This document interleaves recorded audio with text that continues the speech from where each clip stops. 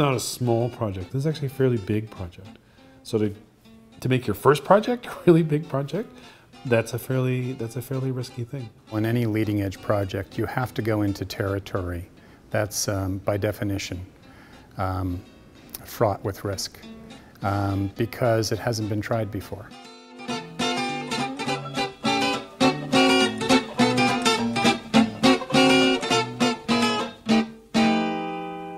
You can't have a risk-averse culture, otherwise you would never get off the ground.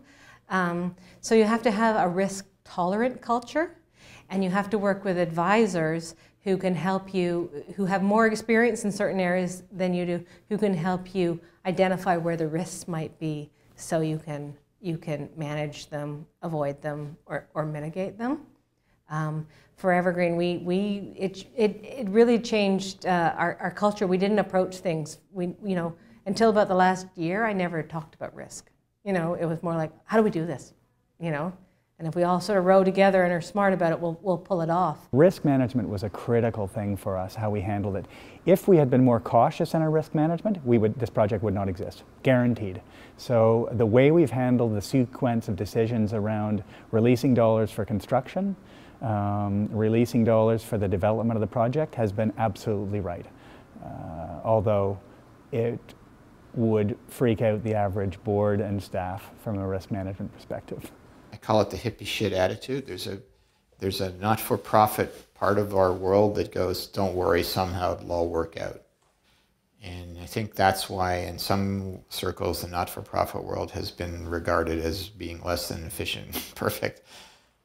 What's one of the other great skills that Evergreen brings are people like Amy Stein. So a really serious financial modeling, control-based, accounting person who gets it. And having those skills is almost more important than having all the design skills and all the construction skills and all that technical knowledge. Because if you can't make the draw payment within the 31 days allowed for by the construction contract, it's going to be a big irritating problem. We have raised money, we have borrowed money. All the money will be paid back, right? Given time, the money will be paid back. It's a time situation. It is very chicken and egg. You can't wait till you have the resources to get started on it. In some cases, people won't give you any money until they can see what you're going to do. We managed very tightly in terms of finances, in terms of scope, in terms of what's in and what's out, and never exceeded the budget that was at first set out for this project. And that was a constant throughout. We never went over that budget. So we did it by both very emergent and adaptable behavior, but at the same time some very tight and tough management of what was going to happen here. There were a number of moments in this project which were very difficult to move through. There were times in this project where everybody wondered, I'm sure, where are we going with this? What are we actually going to accomplish here? They particularly had to do with reconciling ambition and budget.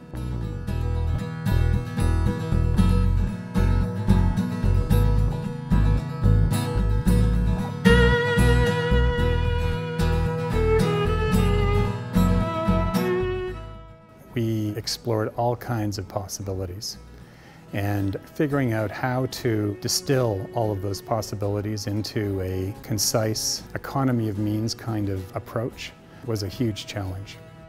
We had an anticipated spend budget that exceeded our budget by a considerable amount. We made a decision to postpone the redevelopment of 4 buildings, buildings 4, 9, 10, and 11, for some sort of future phase. And we feel good about that decision now. It was a great decision at the time. It allowed us to take $5 or $6 million that we would have spent on those 4 buildings and invest them in the rest of the site. And probably the best thing about it is that we've got 4 buildings that are awaiting future ideas and future partners. Our capital campaign's still not finished, and I wouldn't say it's a white knuckle moment, but raising $55 million of capital is a fairly significant thing, and we had hoped, I think, that we would have been able to raise all of that money by the time we are where we are now, and it's kind of deferring off a little bit. We went through a major recession. That was the exact time we started Brickworks up. And I just thought, you know, this is going to be really terrible because the world is shutting off its economy and we're going to try and raise $55 million. You've got a situation where you've got a client who's not for profit, and that means that they have got to go out and do a bunch of fundraising. They don't have a balance sheet. They don't have a track record in this type of activity, and it's a huge project. I mean, we're talking about a transforming project for a small organization. Nobody ever felt that the project would not succeed.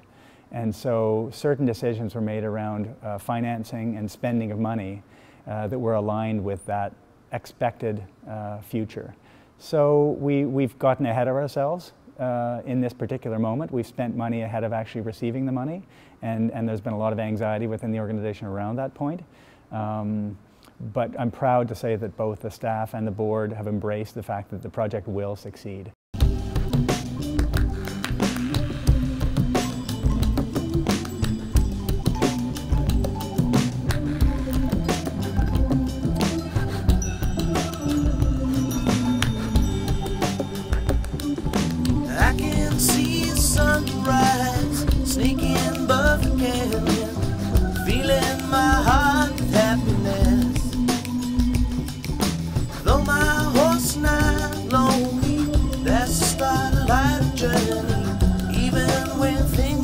Looking down, I can't see great things ahead for you and me. Now the sun is shining.